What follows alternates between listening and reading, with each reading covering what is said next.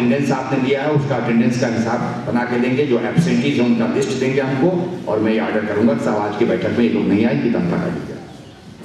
ये पहला चरण है। अब जो भी बैठक बुलाई जाए उसको चुनाव की दृष्टि से देखा जाना चाहिए।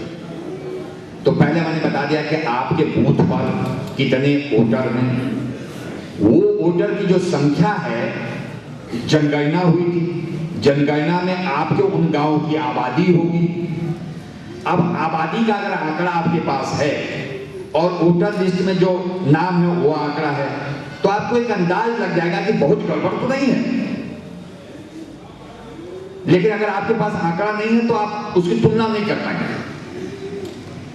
आदरणीय जिलाधिकारी महोदय, यहाँ पर उपस्थित हमारे साथी अधिकारीगण, यहाँ पर हमारे आगामी लोकसभा निर्वाचन में बहुत ही महत्वपूर्ण भूमिका निभाने वाले हमारे साथी बूथ लेवल अधिकारीगण, सुपरवाइजर्स और सेक्टर अधिकारीगण, मेरे ख्याल से जिलाधिकारी महोदय का जो उद्बोधन था वो स्वतः पूर्ण रूप से पूर्ण था और इसके बाद मुझे अब कुछ कहने की आवश्यकता नहीं रह जाती। फिर भी चूंकि निर्देश ये हुआ है कि वल्नरेबिलिटी के बारे में बताएं,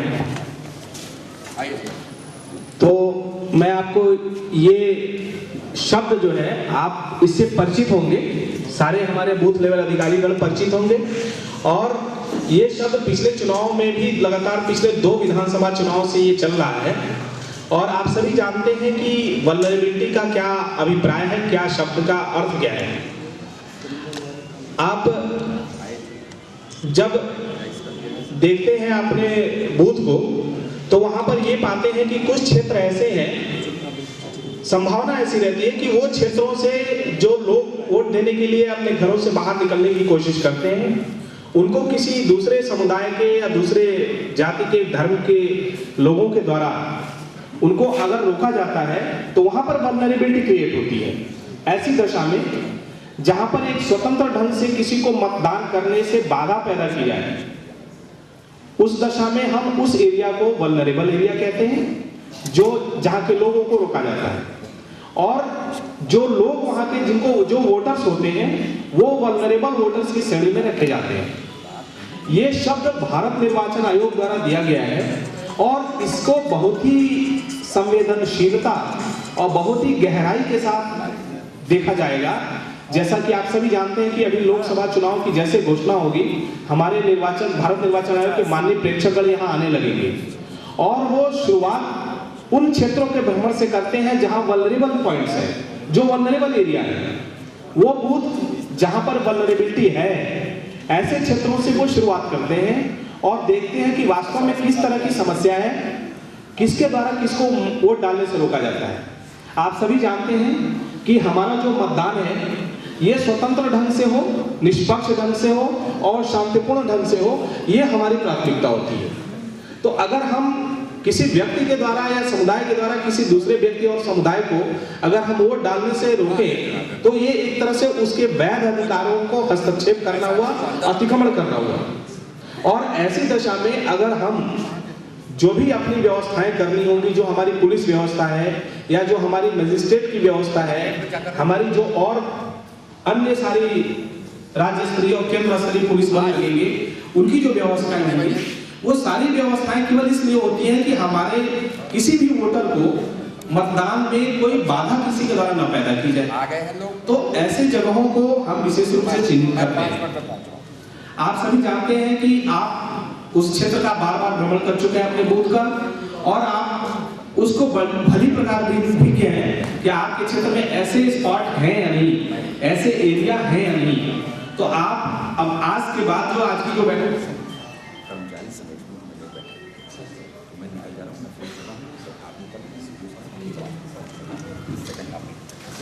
मतलब BLO is the key person, मुख्य कड़ी हमारी BLO है। चुनाव की सबसे महत्वपूर्ण कड़ी BLO है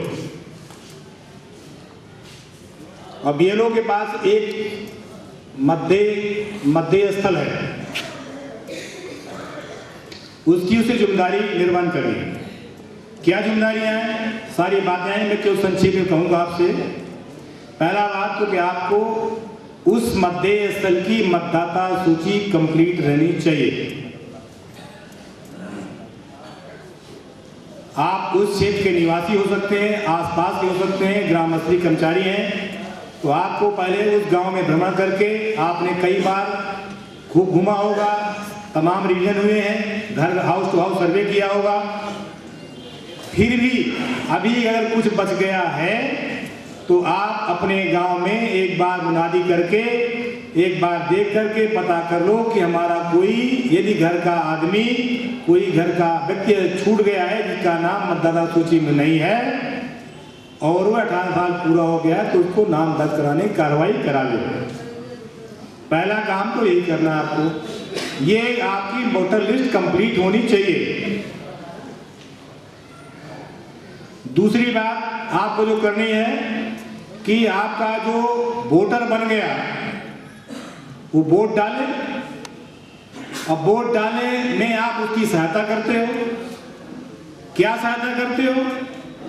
आप उसकी मतदाता पर्ची निकलवाते हो, आप उसको बताते हो किस मतदान केंद्र में है, किस लाइन पर, किस जगह पर आपका वोट पड़ना है। अब आपको ये भी पता करना है कि ऐसा उस एरिया में आपका कितना पिछले बार चुनाव में कितना वोट पड़ा। 40% 50% जानकारी कर लीजिएगा। 100 आदमी ने केवल 40 वोट डाला है तो आपकी मेहनत बेकार गई ना। 100 को तो आपने वोटर बनवाया और 100 में केवल 40 वोट डाल पाए तो क्या मजा रह गया। ये सारी कवायद क्यों हो रही है? इसलिए हो रही है कि हमारा 100 से जो वोटर है उसमें 70 से कम हमारा वोट मत पड़ने पावे। ये चुनाव आयोग ने इस बार आपके जिले को लक्ष्य दिया है कि मिनिमम 70% टर्न आउट होना चाहिए हमारा। तो इसके लिए हमें खोजना पड़ेगा, पता करना पड़ेगा कि वोट क्यों नहीं पड़ा, क्या कारण रहा। अपनी इच्छा से नहीं देने गए या किसी कारण से नहीं देने गए अथवा हमें किसी ने वोट डालने नहीं दिया। दो कारण हो सकते हैं, या तो हम अपनी इच्छा से नहीं गए तो वोट नहीं दे, हम नहीं जाए तो वोट हमें नहीं देना, अथवा हमको किसी ने रोका।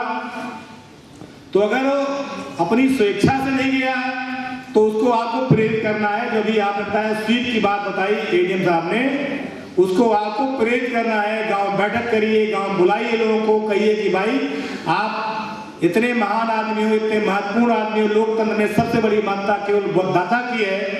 आपके ही माध्यम से, वोटर के माध्यम से ही हमारा प्रत्याशी चुना जाता है।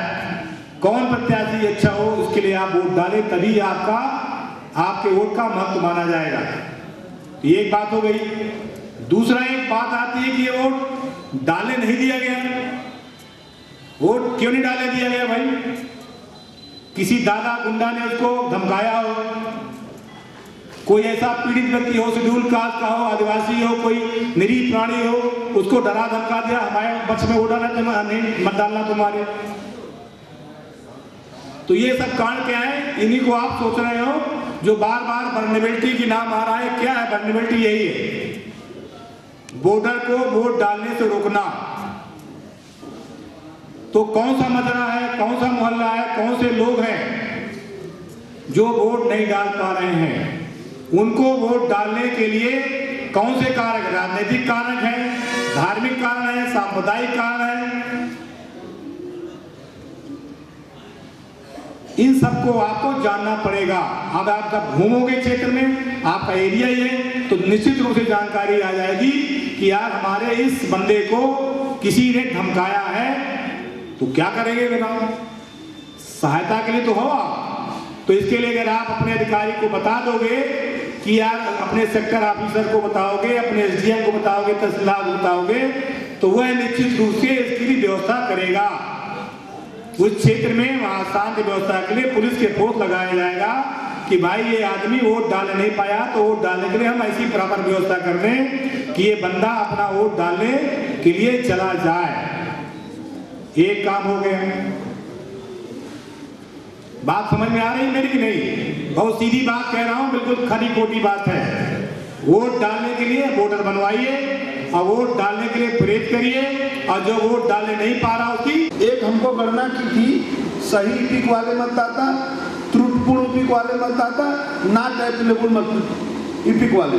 तो जितने नॉट एप्लीकेबल और त्रुटिपूर्ण है, त्रुटिपूर्ण का फॉर्म 8 के माध्यम से नॉट अवेलेबल का 15 रुपये जमा कर 002 से उतनी संख्या का आप लोग आई कार्ड बनवा लीजिए। प्रत्येक मतदाता के पास ईपिक होना चाहिए। और बीएलओ चाहे रात में चाहे दिन में चाहे जब आए और वहाँ पे 24 घंटा तहसील में चल रहा है, अपना ईपिक बनवा ले। जो लोग ईपिक ना बनवाए हों 008 से उनका बनेगा जितना आपने त्रुटिपूर्ण संख्या दी है। आपने 2 संख्याएं दी है ना, एक सही ईपिक एक त्रुटिपूर्ण ईपिक, एक आपने नॉट अवेलेबल। नॉट अवेलेबल का 002 से बनेगा और त्रुटिपूर्ण का आपका जो है फॉर्मेट से बनेगा। इसको आप लोग निश्चित रूप से बनवा लीजिए। ईपिक बिना कोई वोट नहीं दे पाएगा। ईपिक मस्ट है, सबके पास ईपिक पहुंच जाए और आपके नए वाले ईपिक मिल जाएंगे। इसके लिए भी आप लोग परेशान न होइए जो नए मतदाता बने। इसके बाद आपने एक जनगणना की है, तो जनगणना में आपने 18 साल के ऊपर कितने व्यक्ति हैं आपके पास है। 18 साल के व्यक्ति स्त्री पुरुष जितने हैं आपके रजिस्टर में उतने वोटर लिस्ट में होना चाहिए, न एक कम न एक बेसी। लेकिन इसको आप लोग गणित के आधार पर मत बैठाइए, इसको परिवार वाइज देख लीजिए, मिलान कर लीजिए। एक आध अगर कमती बेसी है चलेगा, लेकिन कहीं कहीं हमने देखा जनगणना आपने कई सही की है, लेकिन आपने 18 साल के ऊपर की आपकी संख्या कम बैठ रही है, वोटर ज़्यादा है, कहीं वोटर कम है, वो ज़्यादा है। तो इसको फिर एक बार आप लोग जब मीटिंग करिए अपने जनगणना रजिस्टर खोल के रखिए, मिलान कर लीजिए। क्योंकि बिना अब जो भी कंटिन्यूअस अपडेशन में जो वोट बढ़ेंगे, आप जान लीजिए 1/14 को जो 18 साल हो चुका है उन्हीं के बढ़ेंगे। बिना आई का बिना जो है हाई स्कूल के सर्टिफिकेट के बिना नहीं बढ़ेंगे। आप लोग जो है प्रधान लिख रहा है, परिवार रजिस्टर है, राशन कार्ड है, वो मान्य नहीं है। सिर्फ सर्टिफिकेट ऑफ कंटिन्यूअस अपडेशन में बढ़ेगा, क्योंकि बहुत कम संख्या बढ़ी है। अरे सुनिए, उसको जब आपने बढ़ाया तब, अब इसमें कंटिन्यूअस में हाई स्कूल पढ़ने वाला ही बढ़ाइए। आपको इतना समय मिल गया, उसमें तब घोषणा पत्र वगैरह वाला हो गया, अब करेंगे तब राजनेता आपके ऊपर चढ़ देंगे। अब आपको केवल हाई स्कूल सर्टिफिकेट ही करिए। प्रयास बेकार जाएगा। तो हम लोगों का पहला कार्य आज की जो बैठक बुलाई गई है यह है कि हमारे सारे मतदाता मतदान केंद्र में पहुंचे और अपना मतदान करें। दूसरा जो हमारा लक्ष्य रखा गया है कि तनाव मुक्त मतदान, हम हंसते हंसते मतदान कराएं और ये ना मालूम पड़े कि मतदान में कोई तनाव है। उसके लिए हम लोगों को कुछ प्राइमरी तैयारी करनी पड़ेगी। जैसे अभी मतदान के दिन लोग आए कहें कि हमारा नाम गलत लिखा हुआ है, किसी कहें फोटो है गलत है, कोई मर गया है उसका नाम वोटर लिस्ट में है। ये सारी चीजें हमको पहले से कंफर्म कर लेनी है और इसको देखना है कि कहीं अभी भी हम लोग के इतने प्रयास के बाद भी कहीं कोई गड़बड़ी तो नहीं रह गई। दूसरी चीजें ये है कि हमारा मतदान केंद्र जो है आने जाने का रास्ता सही है कि नहीं, मतदान सेंटर पे बाउंड्री वाल है कि नहीं, विकलांगों के चढ़ने के लिए रास्ता है कि नहीं, पानी की सुविधा है कि नहीं, जंगले ठीक ठाक है कि नहीं, लान में पर्याप्त जगह मतदाताओं के खड़ा होने के लिए है कि नहीं, रास्ते से कितना दूर है, बड़ी गाड़ियां आ पाएंगी कि नहीं, जा पाएंगी कि नहीं। ये सारी सुविधाओं का हम लोगों को ख्याल रखना है, सारी सूचना हमको कलेक्ट करनी है। तीसरी बात यह है कि यह भी हमें देखना है कि पिछले चुनाव में या इसके पहले के चुनाव में इस मतदान पे मतदान के दिन की स्थिति क्या रही है। क्या यहाँ मतदान शांतिपूर्वक संपन्न हुआ, कितने प्रतिशत मतदाता यहाँ वोट दिए, क्या जिले की सामान्य जो चुनाव पोलिंग हुई उससे ज्यादा दिए हैं कि कम दिए हैं। अगर मान लीजिए बहुत कम दिए हैं, 10% वोट पड़ा है तो इसके क्या कारण है, या बहुत ज्यादा 90% पड़ गया तो इसके क्या कारण है। इसको भी हमको संज्ञान में रखना है कि आखिर इसके कारण क्या है, इसके पीछे क्या कारण है जिसके नाते ऐसा हुआ। कहीं इस पे किसी का प्रभाव तो नहीं है। ये सारी सूचनाएं हमको कलेक्ट करनी है। मतदान केंद्र की संवेदनशीलता भी हमें इकट्ठी करनी है कि मतदान केंद्र की स्थिति क्या है,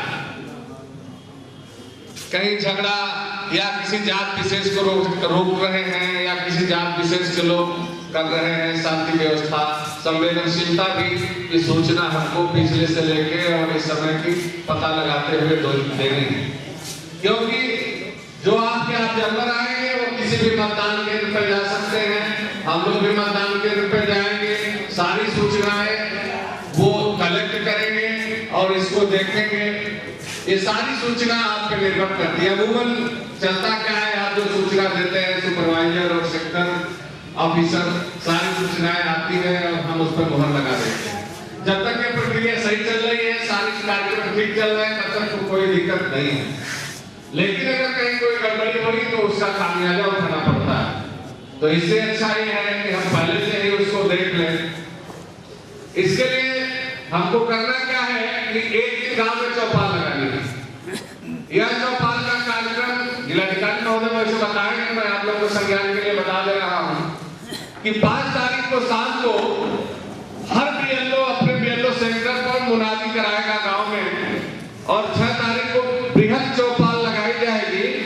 बीएलओ के पास मतदाता सूची होगी और उस गांव में जो भी सरकारी कर्मचारी लगे हुए हैं, चाहे बीएलओ हो, प्राइमरी स्कूल हो, उसके प्रधानाध्यापक हो, अध्यापक हैं, शिक्षा मित्र हैं, ग्राम सेवक हैं, जो भी सरकारी कर्मचारी हैं, वो सारे लोग उस चौपाल में रहेंगे।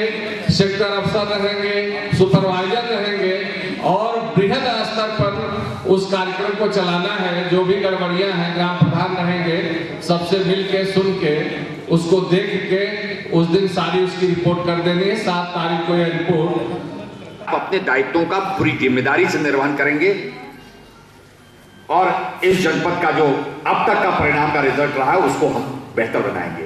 उस दिन बहुत खराब लगेगा जब कोई आदमी आपसे पूछेगा साहब मेरा नाम तो ये था, ये आपने लिख दिया, ये तो मृतक का नाम है, ये तो मेरे भाई का नाम लिख दिया आपने पिता के स्थान पे, तो ये बहुत खराब लगेगा। तो इसलिए अपनी तरफ से पूरा प्रयास कर लिया जाए। हम यहां से भी पेपर अखबार के माध्यम से कोशिश करेंगे इसका प्रचार प्रसार करने का, आप भी अपने हिसाब से। लेकिन चूंकि कड़ी जो है मूल शुरुआत बूथ है, हमारी सबसे छोटी इकाई जो है वो बूथ है, तो इसलिए वहां पर आप अधिकारी हैं, आपके ऊपर दायित्व है, जिम्मेदारी बहुत बड़ी है। उस जिम्मेदारी का एहसास करिए और अच्छा परिणाम दीजिए। धन्यवाद। अब मैं अपर जिला अधिकारी महोदय से गुजारिश करूंगा कि अच्छे मतदान और अच्छे चुनाव के लिए किन किन तकनीकी सूचनाओं को आवश्यक रूप से जानकारी रखना जरूरी है, उस पर कैसे कार्रवाई की जाए, उन सूचनाओं को कैसे प्राप्त किया जाए, क्या कार्रवाई किया जाए, इसको हम लोगों को बताएं ताकि हम लोग अच्छे मतदान के लिए और आगे कार्रवाई कर सकें। आदरणीय जिलाधिकारी महोदय, यहाँ पर उपस्थित हमारे साथी अधिकारीगण, यहाँ पर आगामी लोकसभा निर्वाचन के लिए हमारी जो सेना के सेनापति, हमारे सेक्टर मजिस्ट्रेट, सेक्टर ऑफिसर्स, पर्यवेक्षकगण, सुपरवाइजर्स और सबसे महत्वपूर्ण कड़ी के रूप में इस चुनाव में भाग लेने वाले हमारे बूथ लेवल अधिकारीगण। जैसा कि आप सभी अवगत हैं कि हम लोग एक ऐसे दौर में प्रवेश कर चुके हैं जहां से हम लोग इस आगामी चुनाव के जो महासमर है उसमें जो हमारी जो भूमिका है हम उसका निर्वहन करने के लिए अपने आप को तैयार होना है। और कोई भी युद्ध को तभी जीता जा सकता है जब आपके पास अस्त्र शस्त्र अच्छे हो, आपके कवच अच्छे हो, आपके पास युद्ध कला का ज्ञान हो और आपको उन सारी विधाओं का ज्ञान हो जो कि एक युद्ध को जीतने के लिए आवश्यक होते हैं।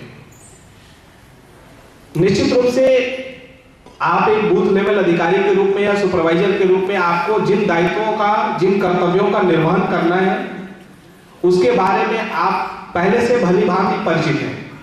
आपको लगातार कई बार पिछले विधानसभा चुनाव के बाद से कई पुनरीक्षण अभियान चलाए गए हैं जिसमें पात्र मतदाताओं के नाम जोड़े जाने, अपात्र लोगों के नाम हटाए जाने और जो अशुद्धियां हैं उन अशुद्धियों को दूर करने के लिए लगातार आपने काम किया है।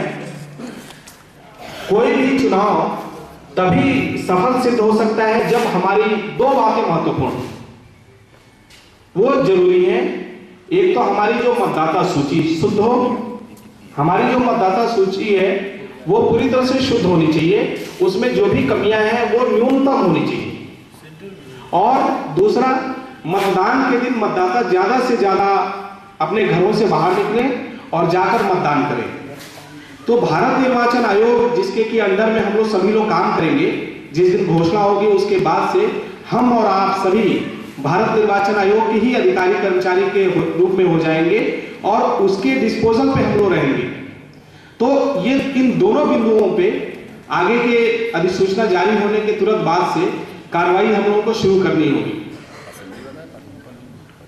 हमारी मतदाता सूची के शुद्धिकरण के बारे में जो पुनरीक्षण अभियान चलाए गए, उसमें आप लोगों ने अभी कई सारे नामों को जुड़वाया होगा, घटवाया होगा, शुद्धिकृत कराया होगा।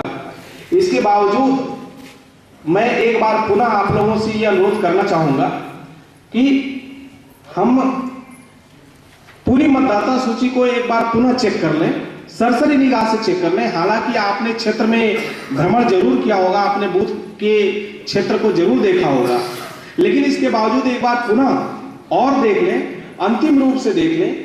और जो कि अभी जिलाधिकारी महोदय ने निर्देश दिया कि 6 तारीख को जो हमारी बैठक होगी, उस बैठक में इसको सरसरी ढंग से इसको जरूर देख लिया जाए कि अभी भी क्या कोई ऐसे लोग रह गए हैं जहां पर जिनको कि मतदाता होना चाहिए था और उन्होंने फॉर्म 6 शायद इस पूरी दौड़ में भी वो छूट गए।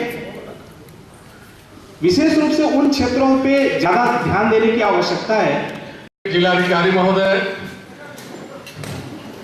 नवागत एसडीएम साहब, एसडीएम मिश्रा जी, मंच पर उपस्थित अधिकारीगण एवं मित्रों, जैसा कि आप लोग जानते हैं, आप लोग सतत 2 साल से अनवरत इस प्रयास में लगे हैं कि हम अधिक से अधिक नहीं, सबको हम मतदाता के रूप में नामित कराएं, मतदाता बनाएं।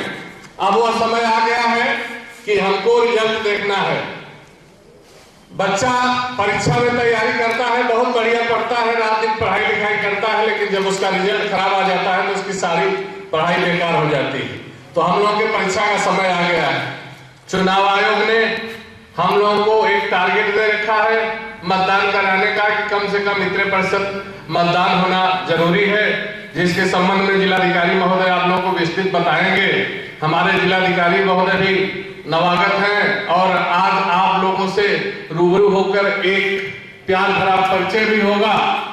और चुनाव के दिन इतनी समस्याएं आती हैं, किसी का फोटो गलत लगा है, किसी का नाम कटा है, किसी सेंटर पर पानी की सुविधा नहीं है, नल खराब है, कहीं विकलांगों को चढ़ने के लिए रास्ता नहीं है, कहीं चारदीवारी नहीं है, फाटक नहीं है।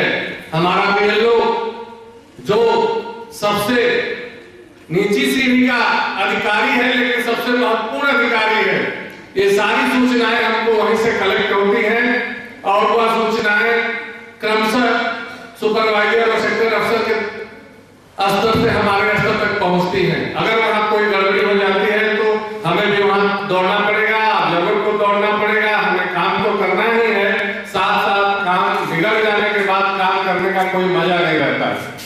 तो हमारे इस चुनाव का मोटो है कि मतदान स्वच्छता पूर्वक हो, मतदान जो है तनाव मुक्त हो और पूर्ण मतदान हो, जो चुनाव आयोग हमसे अपेक्षा करता है, जो हम 2 साल से इस पे अथक परिश्रम कर रहे हैं। सब कुछ को देखते हुए, इसकी सेंसिटिव को देखते हुए, इसके रास्ते को देखते हुए, इसके तरीकों को देखते हुए, सारी सूचनाएं कलेक्ट करते हुए हम मतदान को कराएं। जो काम हमको मतदान के दिन करना है उसकी तैयारी हम पहले कर लें। इसके संबंध में एसडीएम साहब ने आप लोगों को बताया होगा कि 5 को साइन मुनादी करानी है, 6 को गांव में एक चौपाल टाइप सभा इकट्ठा करनी है, जिसमें हमारे बीएलओ, सुपरवाइजर और सेक्टर ऑफिसर भी रहेंगे। ग्राम में जितने कार्यरत सरकारी कर्मचारी हैं, जैसे प्राइमरी के या मिडिल स्कूल के अध्यापकगण, ग्राम प्रधान, ग्राम सेवक, सारे लोग हों, एक आप माहौल बनाएं जिससे अगर कहीं किसी का नाम छूटा है, किसी का कटा है, किसी की वर्दियत गलत है, इस तरह की कोई भी चीजें हैं तो आप सूचना अपनी तत्काल बताएं और उसको दुरुस्त कर दिया जाए। हमारे जिलाधिकारी महोदय के पास समय कम है, तमाम बैठकें लगी हुई है। मैं सीधे जिलाधिकारी महोदय से आग्रह करता हूं कि आपको अपना आशीर्वचन प्रदान करें। उपस्थित भाई और बहनों, आप लोग बहुत समय से चुनाव की तैयारी में लगे हैं। तैयारी इसलिए कि पहली कड़ी है मतदाता सूची। तो मतदाता सूची को सही करने के लिए, अधिक से अधिक मतदाताओं को उसमें सम्मिलित करने के लिए, कोई भी नाम, सही नाम छूट न जाए, कोई भी गलत नाम जुड़ने न पावे, प्रविष्टियां सब सही हों, नामों की डुप्लीकेसी न हो, इस पर आप काफी समय से काम कर रहे हैं। जो पहले के अधिकारी हैं उनको जानकारी भी है, उन्होंने मुझे कुछ अवगत भी कराया है, लेकिन मेरे मन में ये भाव था कि चूंकि मैं इस जनपद में नया आया हूं और सौभाग्य की बात है कि ये हमारे दाएं और बाएं तो बैठे जो अधिकारी हैं ये पुराने हैं, आप सब परिचित हैं, लेकिन नए एसडीएम साहब कर्नलगंज के ज्वाइन किए हैं, ये सोनभद्र से स्थानांतरित होकर के आए हैं। तो जो भी नए जनपद में अधिकारी आए हैं, जिसमें मैं भी सम्मिलित हूं, तो मन में ये भाव था कि हमारी जो सबसे मजबूत कड़ी है बीएलओ की, जिस पर हमारा बहुत कुछ सिस्टम निर्भर कर रहा है, चाहे वो शुद्धता की बात हो, चाहे सूचनाओं के प्रेषण की बात हो, तो इसलिए इन लोगों से रूबरू होना बहुत जरूरी है। इस आशय से मैंने ये मीटिंग हर असेंबली कंस्टिट्यूएंसीज के बीएलओ, सुपरवाइजर और सेक्टर ऑफिसर्स की बुलाई। मैं केवल आपसे ये कहना चाह रहा हूं कि हम सब शासकीय तंत्र के जो अंग हैं वो चाहे कम महत्वपूर्ण हो चाहे ज्यादा महत्वपूर्ण हो, लेकिन उनकी जो महत्ता है